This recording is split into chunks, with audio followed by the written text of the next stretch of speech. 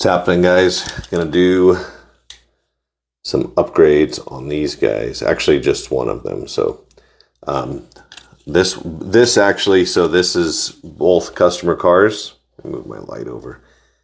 This one he purchased from us. So this is one that's been modded. It's got front wheel or front tire setup, pickup springs, shoes, different rims and tires on it.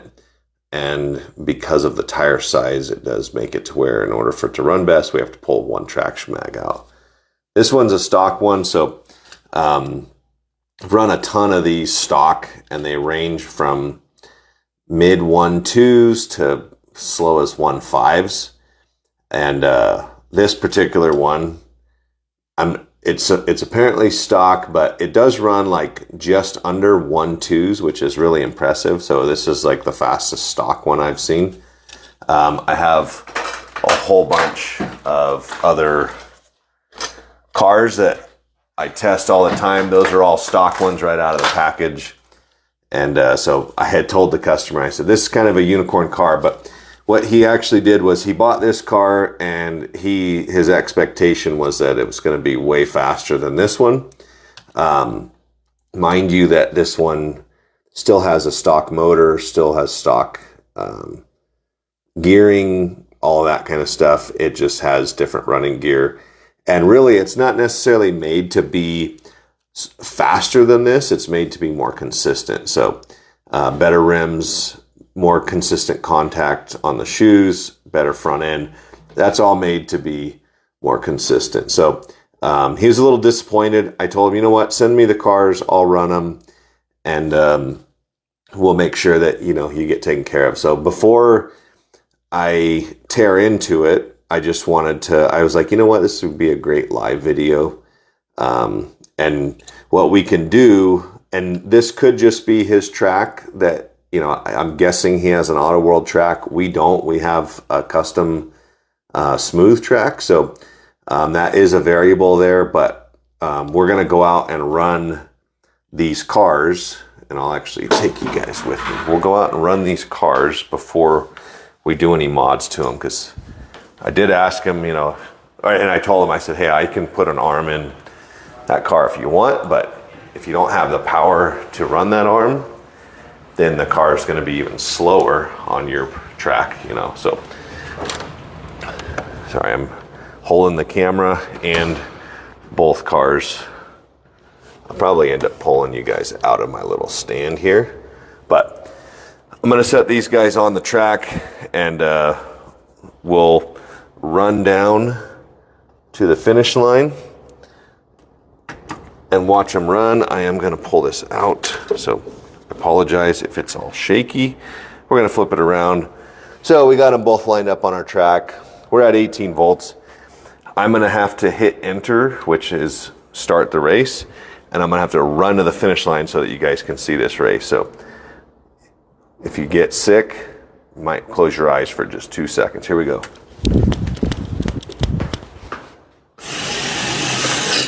All right, so blue car, actually I'll set it back there. Blue car definitely smoked it, but in the shutdown, and I mean, races aren't won in the shutdown. The green car did go further in the shutdown, most likely because of the tires, but here we have the times. So green car, which is the stocker, 1.3, modified car, 1.1. So 0.2, almost exactly 0.2 actually, right there. So definitely on our track, I mean, for what the way we test them, I mean, the car is definitely faster. But like I said, I don't know what his track is, and I know for sure if we put an arm in this thing, it'll for sure be faster unless he doesn't have the power. But at that point, it's kind of out of my hands. So we'll swap lanes, and we'll run one more, and then we'll go up and pull the arm out. So we're flipping this guy around here. Here we go again. Actually, not yet. Sorry, guys. Now we're going. Okay, again, blue car, smoked it. Except for in the shutdown, but that's not where you win races. So that time, a little bit closer, 1.12, 1.25. So we're looking at a tenth and almost a tenth and a half. So we'll just go ahead and change the arm, make the customer happy. So, again, I'm doing this one-handed, so I apologize. But we always, we always try to make sure everybody is happy with what they get. A lot of times I think there's wrong expectations. And I think a lot of times, people associate cost. Oh, I left my stand out there. We're going to just set you right there. But they associate cost with performance, which you should. But when you're taking a car that's already 20 or 30 bucks and you're putting, another 30 bucks worth of parts on it, it doesn't necessarily mean it's going to be twice as fast. So, but a lot of guys in this hobby, I think that they gauge, and I'm not saying that this particular customer did that, because if you're watching, I don't want you to feel like I'm beating down on you, but I am just trying to make people aware that there is not it's not about like, oh, I spent twice as much, it should be faster. It's really the consistency, which especially for our type of drag racing, consistency wins all the time. And unless you're running in top fuel, but even in top fuel class, you still have to be consistent. Like you can't run a half-second lap, then a 0.8, and then a half-second lap again. So we're going to go ahead and put in a brand new it's an OS3 5.5 ohm arm. So this is a killer upgrade. I think this thing's under 10 bucks on the website. They're awesome. It really wakes this thing up. You could also put it, if you were running a different body and you wanted to run it on the road course, it really does make a big difference. So I'm going to flip my glasses down and start tearing into this car. So first thing we're going to do is pull the clip off. And I'm sure you guys, you know what? Let's go grab the stand so that you guys can see better, because so I'll see if I can make it set up to where you guys can just watch the actual car build itself instead of having to see my ugly mug the whole time. But I am mic'd up, so hopefully the sound is really good. But let's get my little handy dandy phone stand here with my rubber band on it. Be sick if there was like a magnet setup that clips on. There probably is. When I go pro as a content creator, I'll probably get something like that. But until then, we're going ghetto. We're using rubber bands and crap like that. So bear with me while I load you in here.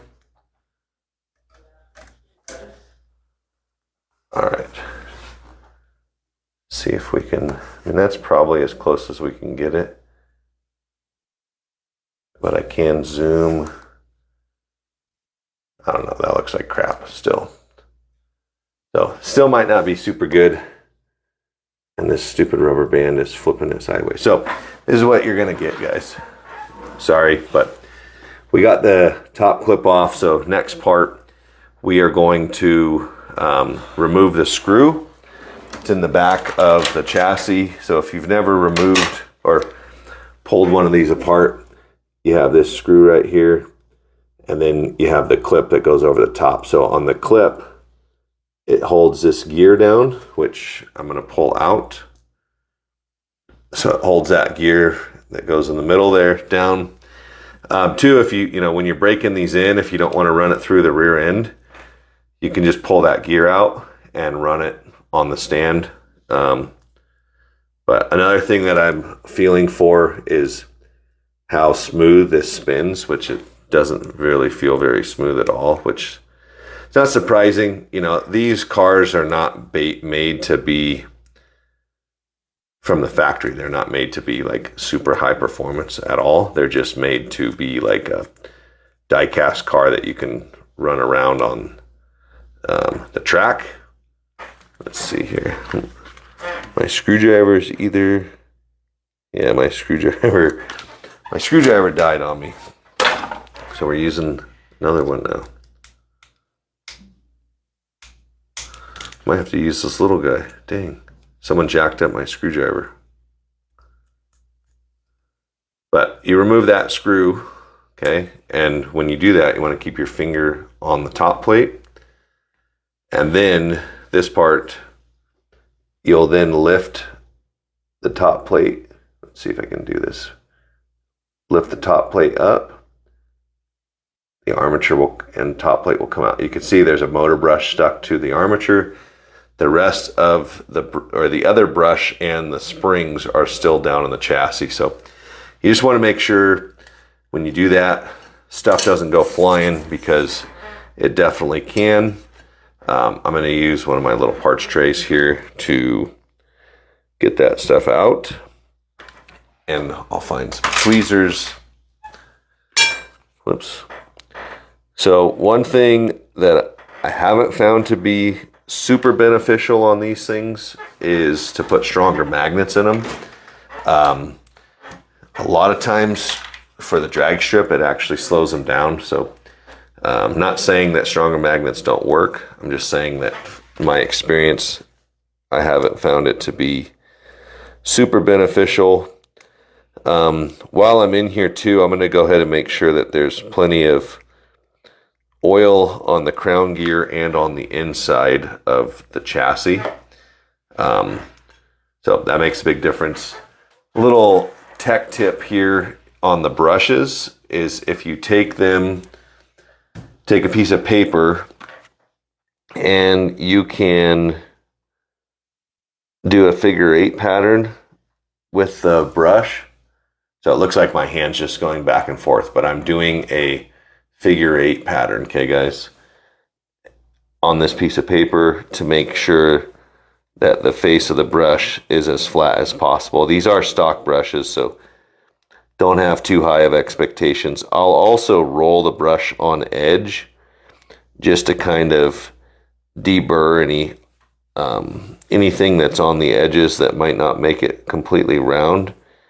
And when you do that, you end up with better contact area, and you can get a little bit more performance out of the stock brushes. Now, if your rules allow you to run different brushes, you obviously can change them out, and there's a lot of performance there as well. So just some tips though, that doesn't cost you any money. Pretty easy. So next we need to get this gear off of here so that we can get that armature out. So I'm going to use RTHO little puller made specifically for the pancake type stuff. Works great. That gear was barely on there, which is very scary. But there's your stock arm. Still fine. Just if you want more power, got to do something else. Got to run a different arm on there. So what we're going to do, we're going to put a little bit of oil on the bushing side of the armature and the shaft. Set that on there, and then we're going to pull out, RTHO press to put the gear on there. So here we go. Sometimes the way that these gears fit into the arbor, they're really net. So I usually like to get them started a little bit in there first before I put any pressure on.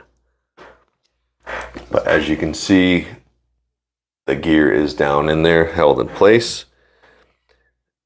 And then you just kind of sneak up on it. So the end of this press, and once I get this thing held in place, I'll show you guys. But the screw on this press has a little divot that holds the arm shaft. And you can make sure that everything is nice and lined up before you start pressing. So I'm going to go ahead and start pressing. You want to make sure too that you can move this back and forth, that there's some play there before, you know, you don't want to just crank it down until it doesn't move. That's not good. I'm sure there's all kinds of other tips and tricks and all kinds of crap that you could do on this thing that I'm just not an inline, or I'm not a pancake guy, so I don't actually know what those things are, but I do know that when the arm is installed and you go to spin it, it should spin nice and free. So now we're going to reinstall the brushes. Okay, so the brushes, I lapped them, I cleaned them. I'm going to drop them down into their homes in the bottom of the chassis. Okay, and then I like to put just a little dab of oil on the top of the chassis where the armature can contact it, not on the brushes, on the armature shaft.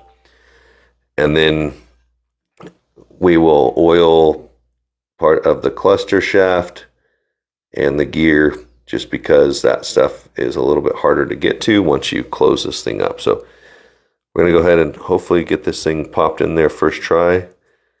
Looks like we did.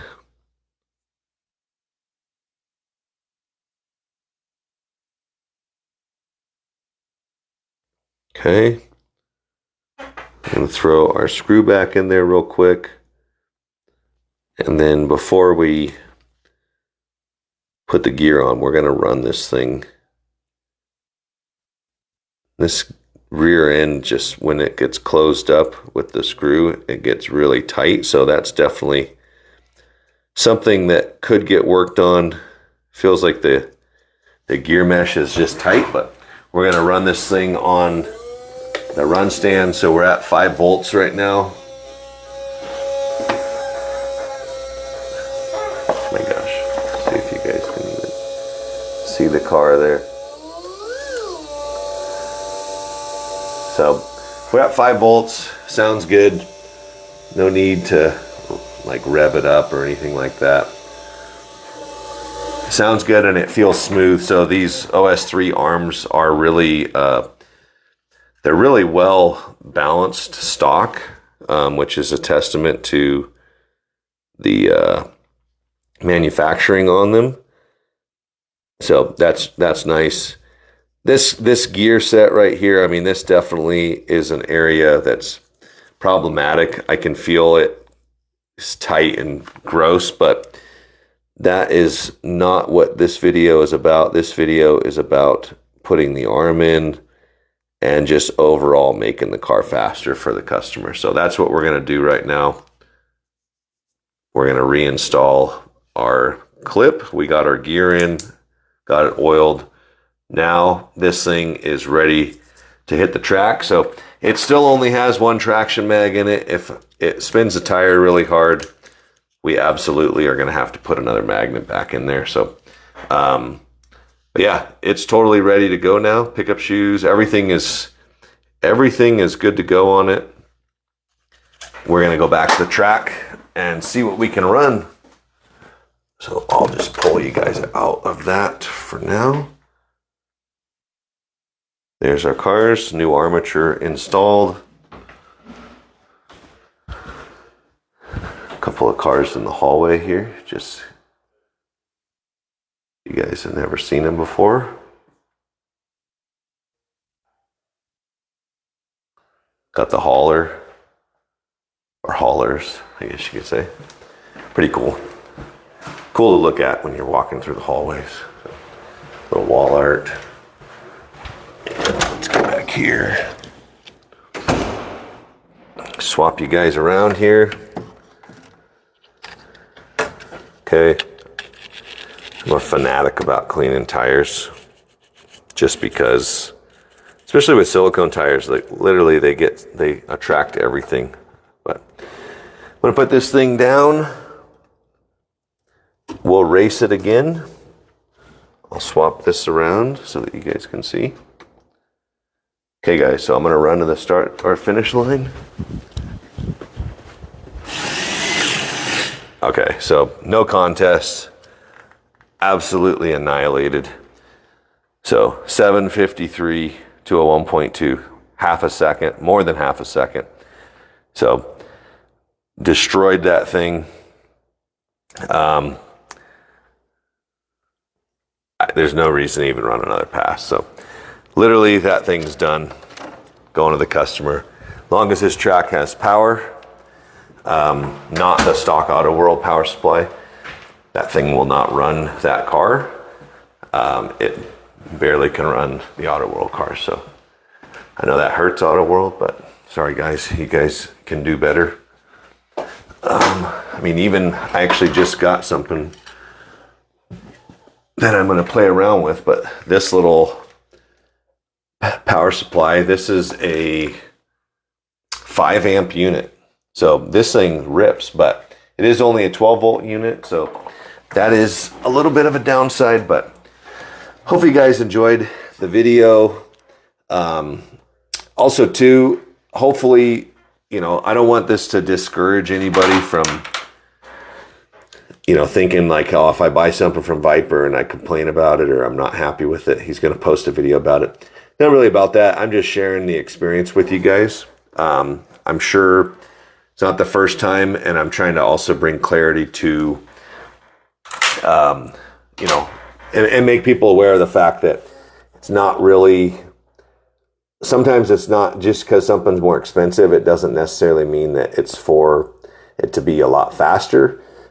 Sure, on that car, we could have kept all the stock components and just put an armature in it. It would have gone faster, you know, but having the right wheels and tires on it and pickup shoes and the improved guide pin, all of that stuff, it's all better, you know, right off the get-go. So, and part of the hobby is continuing to improve the car. So, hopefully you guys enjoy this one. We'll see you on the next one. If you have any questions about anything, feel free to let us know. If you're looking for one of those armatures and other parts, we have all that stuff on the website. We also have a long form YouTube video for armature upgrade, and we do a bunch of other upgrades as well, like brushes, springs, like a little bit more in depth. But if you guys want to watch that, it's on our YouTube channel. So hopefully you guys have a good one, and happy Friday. And I probably will be on a little bit later, but for now, that's going to do it here.